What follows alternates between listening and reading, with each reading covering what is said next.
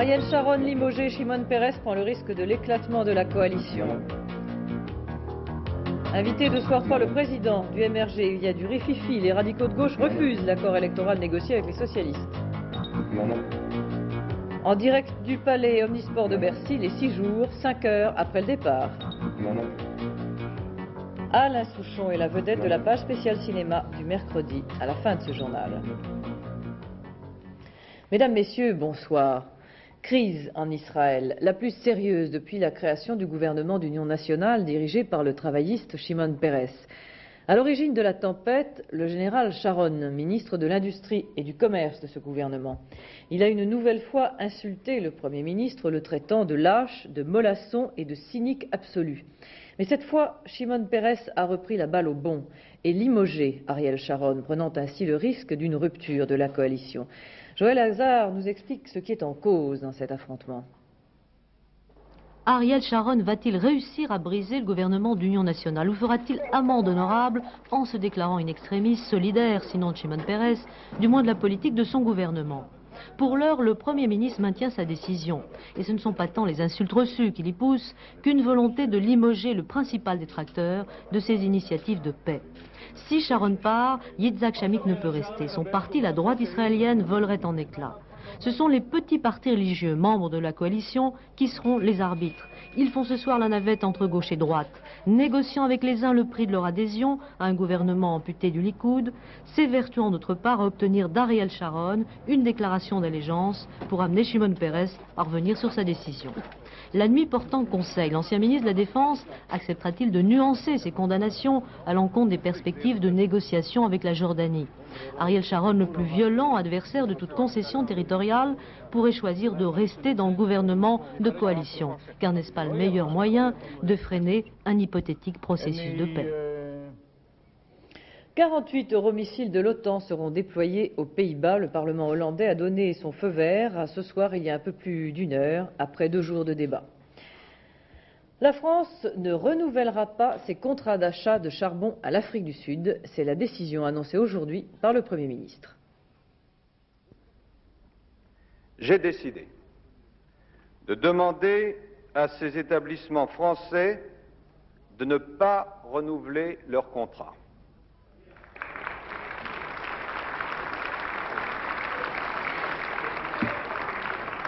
Tant que ce régime de ségrégation et de mort n'aura pas évolué, j'estime que nous ne devons pas passer avec lui de nouveaux contrats charbonniers. La mesure entrera en application dès janvier 86. La plupart des contrats arrivent en effet à expiration à la fin de l'année. Question, quelle est la portée et quelles sont les conséquences de cette décision? Claude Guénaud. En 1984, sur 43 millions de tonnes de charbon consommées en France, plus de la moitié a été importée. EDF et les cimentiers en sont de gros consommateurs. L'Afrique du Sud compte pour un quart de ces importations. Elle est notre premier fournisseur devant l'Allemagne, l'Australie, les États-Unis et la Pologne. Le charbon sud-africain est le moins cher du monde, en partie à cause du bas niveau de rémunération. Le salaire du mineur noir est de 6 fois inférieur à celui du mineur blanc. Ce boycott du charbon sud-africain est réclamé depuis longtemps par la CGT. Mais si la France cesse ses importations d'Afrique du Sud, cela ne va pas pour autant relancer l'activité charbonnière en France. Un contrat de 3 millions de tonnes vient à expiration à la fin de l'année, soit la moitié des livraisons sud-africaines. Il sera remplacé par du charbon de Colombie, du Canada ou d'ailleurs. Le marché mondial en regorge, les fournisseurs ne manquent pas, mais il sera légèrement plus cher, ce qui va alourdir de 100 millions de francs notre facture énergétique, tant que ce régime de ségrégation n'aura pas évolué, selon les mots de Laurent Fabius. Vaste coup de filet au pluriel contre les trafiquants de drogue. Les polices de plusieurs pays ont travaillé la main dans la main pour démanteler plusieurs réseaux en France et à l'étranger. Jean-Luc Mertens. Premier réseau démantelé près de Fribourg, à Châtel-Saint-Denis en Suisse. Les policiers arrêtent dans leur laboratoire 2 anciens chimistes de la French Connection. 15 kilos d'héroïne sont saisis. Dans le même temps, des opérations sont menées à Arras, Paris, Nîmes, Marseille et La Ciotat. Une vingtaine de suspects sont interpellés, couronnant ainsi plusieurs années de travail des polices suisses, françaises, espagnoles, hollandaises et américaines. Un dossier que suivait le juge Michel lorsqu'il fut assassiné le 21 octobre 81 à Marseille.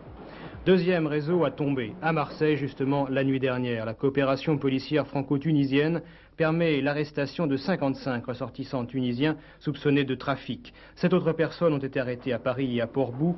Plusieurs réseaux tunisiens ont été démantelés ces derniers mois en France. Ils auraient écoulé 80 kilos d'héroïne. Enfin, ce soir à Paris, on apprend que 4 commerçants marocains ont été arrêtés le week-end dernier. Ils sont accusés d'avoir vendu de la drogue dans leur arrière-boutique, 1,6 kg d'héroïne, et ont été saisis. C'est plus que la grogne chez les radicaux de gauche. Le comité directeur du MRG, réuni à Paris aujourd'hui, a carrément refusé l'accord électoral pour les législatives négocié entre le Parti socialiste et le président du MRG, François Doubin, qui est notre invité ce soir. Fernand Tavares d'abord sur les débats. L'accord que les socialistes nous demandent de signer signifie à terme la disparition du mouvement des radicaux de gauche. Ainsi se sont exprimés cet après-midi un certain nombre de fédérations qui rejettent les dernières propositions du PS et demandent une renégociation. Débat à huis clos, certes, mais dont on pouvait entendre à l'extérieur de vifs éclats de voix. Les ministres radicaux se sont efforcés de faire comprendre que, faute d'accord avec les socialistes, ils risquaient de se trouver dans une position difficile au sein du gouvernement, voire d'être poussés à la démission. Ce à quoi des militants ont répondu « Nous faisons partie de la majorité présidentielle et non du PS, demandons à François Mitterrand de trancher ». Enfin, les élus ont même menacé de solliciter leur exclusion du parti si les choses devaient demeurer en l'état. Ils veulent par exemple être présents dans des grandes villes comme Paris ou Lyon et conduire des listes autonomes dans une vingtaine de départements, dont le Lot où Bernard Charles, député sortant émergé, entend conduire la liste alors que cette place est revendiquée par le secrétaire d'État PS, Martin Malvy. Les radicaux de gauche, qui ont peur de perdre leur identité, n'ont jamais frappé aussi fort, ou ça passe, ou ça casse. Monsieur Doubin, bonsoir. Bonsoir. Cette absence d'accord, c'est quand même une sacrée pierre dans votre jardin, parce que c'est vous qui avez négocié avec le Parti socialiste. Ce qui a été dit ce soir, c'est que l'accord était souhaité, mais qu'un certain nombre de modalités devaient être revues. Donc, sur le principe de l'accord avec les socialistes, le comité directeur était d'accord. Ça me paraît comme le plus important. Lionel Jospin est au courant de ce qui s'est passé cet après-midi? Ah, je pense que Georges Sarr, à qui nous avons téléphoné ce soir, a dû lui dire. Et vous rencontrez le Parti socialiste quand? Bon, demain assurément, dans la journée, pour voir ce qui peut être fait. Quelle première impression avez-vous? Est-ce que ça va passer ou est-ce que ça va casser, comme je l'ai dit tout à l'heure? Ça doit passer. Ça doit passer parce qu'un accord est souhaitable. Un accord est souhaitable pour l'un comme pour l'autre. Et lorsque les radicaux de gauche, enfin certains d'entre eux, disent « le Parti socialiste c'est bien gentil, mais après tout nous sommes la majorité présidentielle et il faudrait que François Mitterrand intervienne », qu'en pensez-vous? Je pense que ce n'est pas fatalement le rôle du président de la République de s'occuper de listes électorales. Mon interlocuteur, c'est Lionel Jospin. C'est avec lui que je dois finir par mettre sur pied un accord. Bon, on a beaucoup crié cet après-midi dans les couloirs de l'Assemblée nationale, enfin dans les sous-sols de la rue de l'Université. Je disais tout à l'heure qu'on a entendu beaucoup d'éclats de voix, c'est vrai. Moi, ce que j'ai entendu également, c'est un certain nombre de radicaux venir parler aux journalistes et dire, écoutez, on nous dit que nous sommes en position éligible dans à peu près 13 ou 12 cas. Bon, actuellement, il y a 13 députés émergés à l'Assemblée nationale, et dans le meilleur des cas, après les élections législatives l'année prochaine, on ne sera pas plus de 6 ou 7. C'est le premier congrès ou le premier comité directeur radical auquel vous assistez? C'est la première fois que vous entendez des mouvements, de séances, de législation? Pas de cette nature. Vous savez, les radicaux sont pour une large part des méridionaux. Je trouve que c'est tout à fait naturel. Puis on s'exprime chez nous. C'est une bonne chose. C'est pas le PC. Haut et fort tout de même. Eh ben, je trouve que c'est plutôt bien. Mais pourquoi ça s'est pas négocié avant tout ça? Négocier avec qui? Négocier entre nous? Non. Il fallait bien que l'on arrive à un certain point de discussion avec le PS pour présenter la chose au comité directeur. Le comité directeur a donné son avis et puis je retourne voir Lionel Jospin. Alors, tout ceci me paraît être dans l'ordre des choses. Un certain nombre de fédérations disent il nous faut 20 listes séparées. C'est possible? Ah non, mais ça, on l'a toujours dit. Un bon accord entre le PS et le MRG, c'est un certain nombre d'élus sur des listes communes, 10, 11, 12, bref, ce qui est déjà négocié en gros, et puis 20 listes autonomes où les radicaux, sous leur couleur, avec leur liste, vont à la bataille électorale. Et puis certains disent aussi on en a assez d'être des radicaux uniquement des champs, on veut être aussi des radicaux des villes. D'où la revendication, on voudrait être à Paris, on voudrait être à Lyon et à Marseille. D'être dans les grandes villes. Alors il n'est pas nécessaire d'être à Paris, à Lyon, à Marseille. Ce qu'il faut, c'est effectivement être dans un certain nombre de grandes villes, parce que l'électorat n'y est pas le même, le type de campagne que l'on y mène n'est pas le même, et que c'est une bonne chose d'être dans les villes, parce que c'est quand même là... Vous approuvez cette demande? Je pense que mes amis ont quelquefois manifesté avec un peu d'humeur, un peu de vigueur aujourd'hui, mais que dans le fond, ils n'avaient pas tort. Mais pas de candidat contre les ministres sortants. Tout dépend des cas et des circonstances. Vous savez, il y a des moments où ça ne fait perdre de siège ni à la gauche, ni à la majorité. Un dernier mot, ça va s'arranger? Bien sûr. Ça va être dur tout de même. On va essayer. Bon, rendez-vous demain alors. Le Premier ministre décidera à la fin de la semaine si le gouvernement déposera ou non un projet de loi sur l'aménagement du temps de travail. Il l'a annoncé ce soir dans son intervention mensuelle à la télévision. Il s'est d'autre part déclaré favorable à la suspension immédiate du permis de conduire en cas de conduite en état d'ivresse. Le président Mitterrand donnera une conférence de presse le jeudi 21 novembre, la 4e depuis le début de son septennat. Ce sera pour lui, à 4 mois des élections législatives, l'occasion d'aborder les grands problèmes de l'heure. Le Mitterrand au long cours, on le découvre dans un portrait bilan fait par notre confrère Jean-Marie Colombani, journaliste au Monde. 30 ans de vie politique évoqués de façon magistrale, selon Michel Naudy, qui l'a lu pour nous.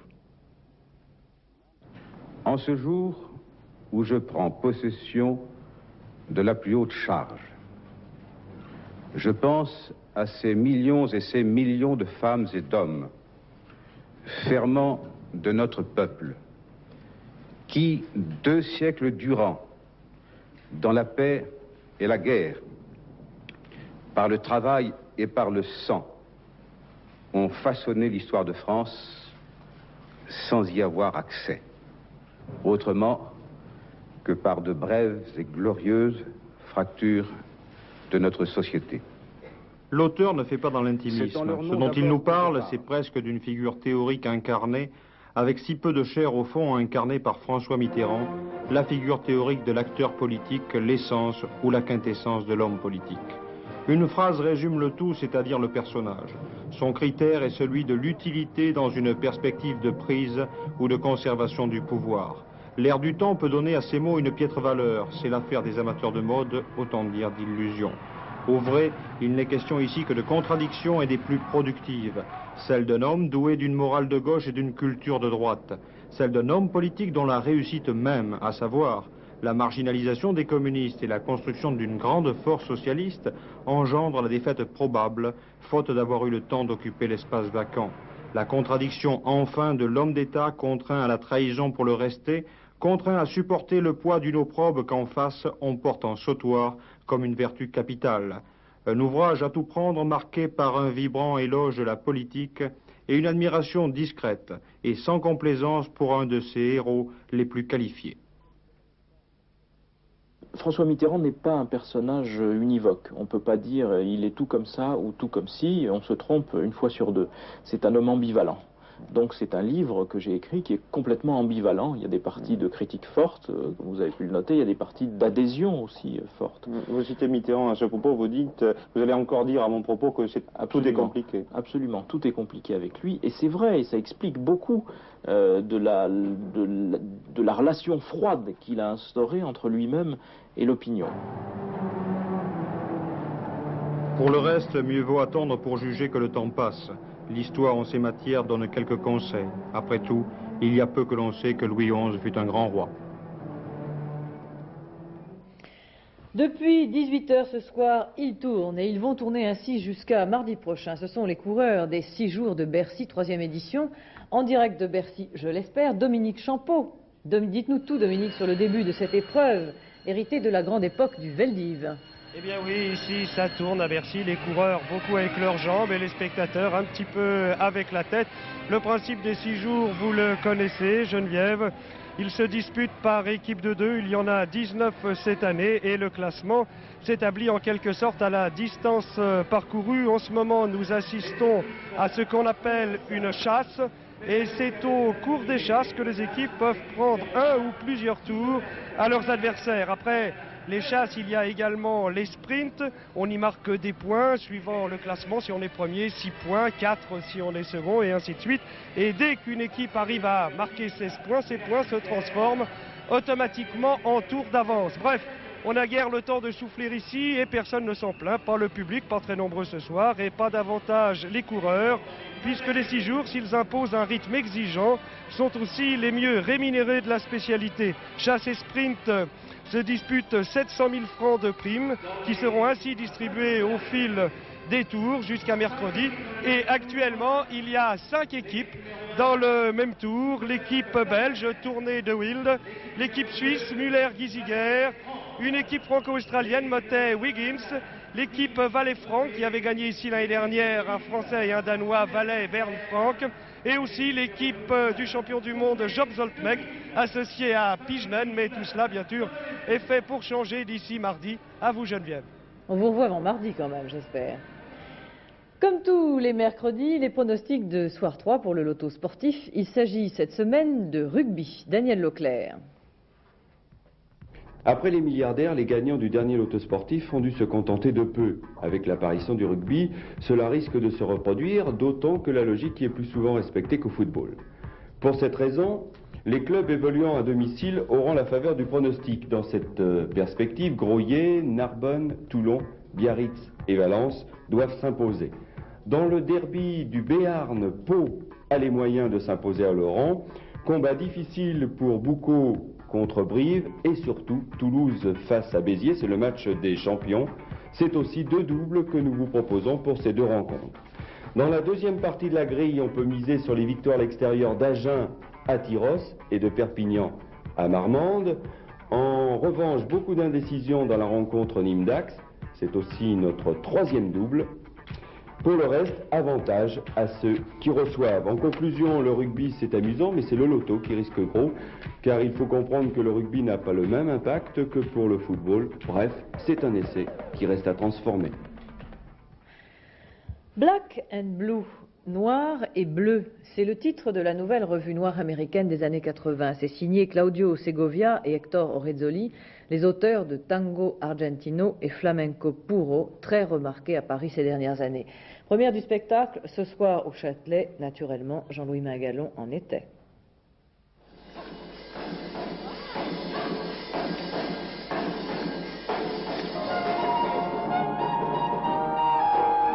If I'm feeling tomorrow like I feel today. Après l'immense succès de leur précédent spectacle, on attendait évidemment Segovia et Orezzoli au tournant de Harlem. Ils n'ont pas lésiné sur les moyens. Des mois de préparation, des milliers de kilomètres parcourus pour dénicher les talents nouveaux ou retrouver les anciens. De ce point de vue, la surprise est plutôt bonne. Les danseuses sont superbes, elles swingent, ondulent, déhanchent, claquettent. Encore un peu, et on se croirait au Cotton Club. Oui, mais justement, un petit quelque chose manque, qui fait passer le spectacle à côté du chef-d'œuvre. À trop soigner le détail, les metteurs en scène ont oublié l'ensemble. Le spectacle aurait gagné à être plus qu'une succession de numéros, même bien réglés.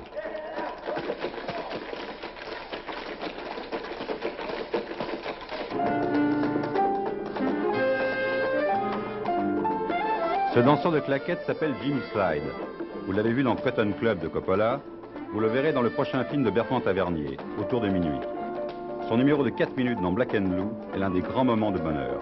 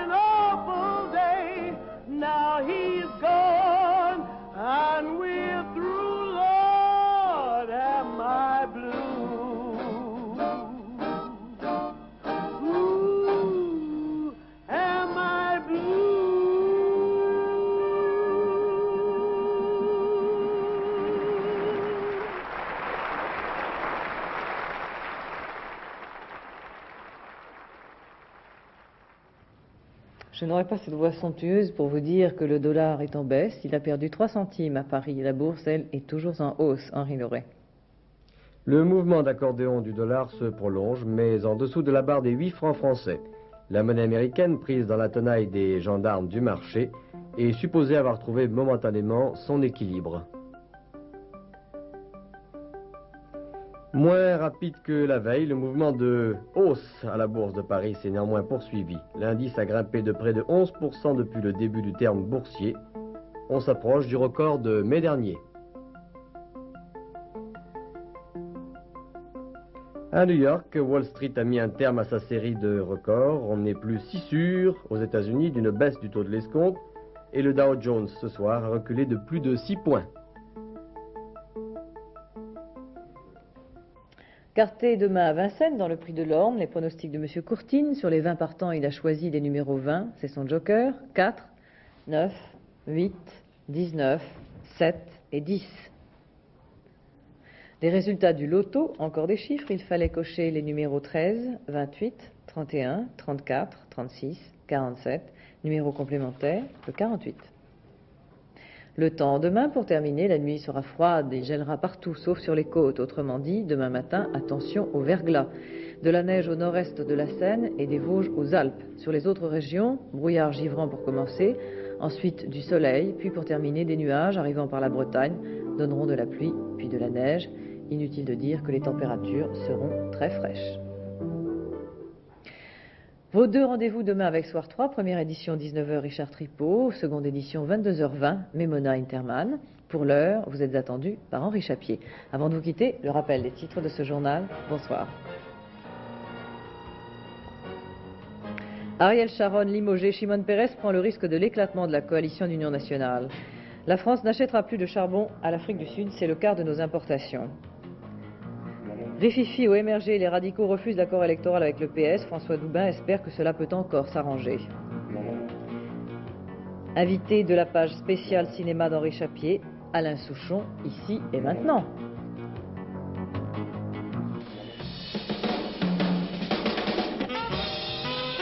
Vous allez au village? Quoi? Vous pouvez me déposer au village? Ah, c'est amusant ça. À quoi vous jouez exactement? Comment? Je voudrais savoir à quoi vous jouez.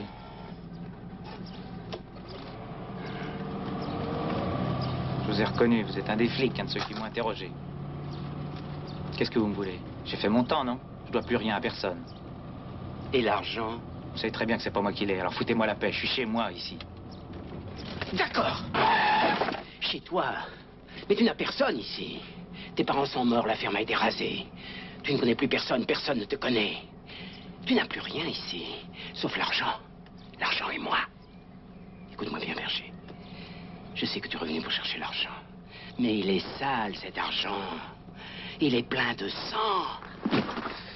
Oh, je sais, tu me diras, le sang d'un flic, tu t'en fous, toi. Hein? Je suis revenu parce que c'est ici que j'habite. D'accord, moi aussi. Mais je vais te dire une chose. Quand tu l'auras retrouvé, l'argent, je serai là. C'est pas un tribunal qui te jugera, c'est moi, tout seul. Tout de suite.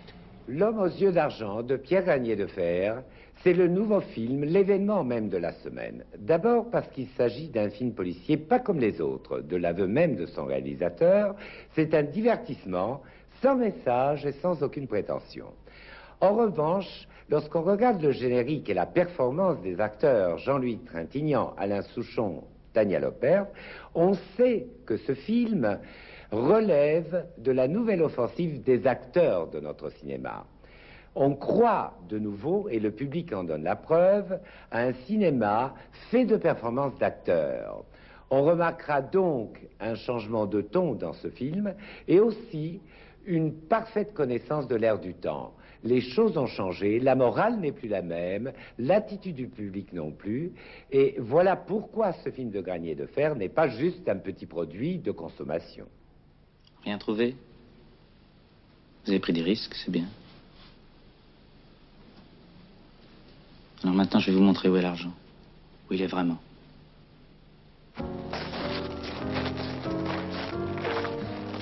C'est ici que j'avais laissé l'argent. Où ça? Par là, vous vous souvenez, il y avait une ferme. La ferme de mes parents. Où est l'argent, Berger? Là, enterré quelque part. On a fait creuser partout. Partout, les 16 hectares. J'avais trouvé un endroit facile à reconnaître pour moi. Et voilà. Dans les films, c'est comme ça, il y en a toujours un auquel on doit s'attacher. Alors moi, je suis le personnage auquel on doit s'attacher, tandis que Trintignant, on ne doit pas l'aimer dans le film. Alors qu'il fait, il fait une prestation magnifique dans ce film, Jean-Louis. Et oui, je suis le personnage, j'aime bien ça, qu'on s'attache comme ça à ce personnage. Quel est le rapport entre la création côté chanson et le cinéma? Est-ce un complément, un contrepoint? C'est quoi pour vous? Pour vous, Alain Souchon, personnellement? J'adore le faire l'acteur. Je trouve que c'est un mécanisme enfant. Ça fait marcher des mécanismes dans la tête qui sont des mécanismes d'enfant, qui sont pas loin des expériences que j'avais quand j'avais 8 ans, où je jouais au mousquetaire avec mes frères.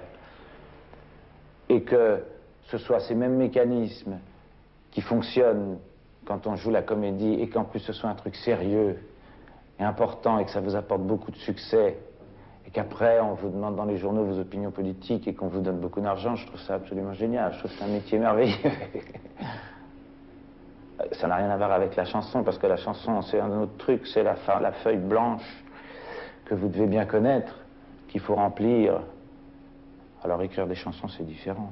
Après, faire le guignol sur la scène, il y a le rapport qu'il y a, c'est ce que disait François Truffaut, c'est qu'on est en danger parce qu'on est très regardé. On fait quelque chose, on essaie d'être intelligent, d'être beau, de bien chanter, d'être fort physiquement,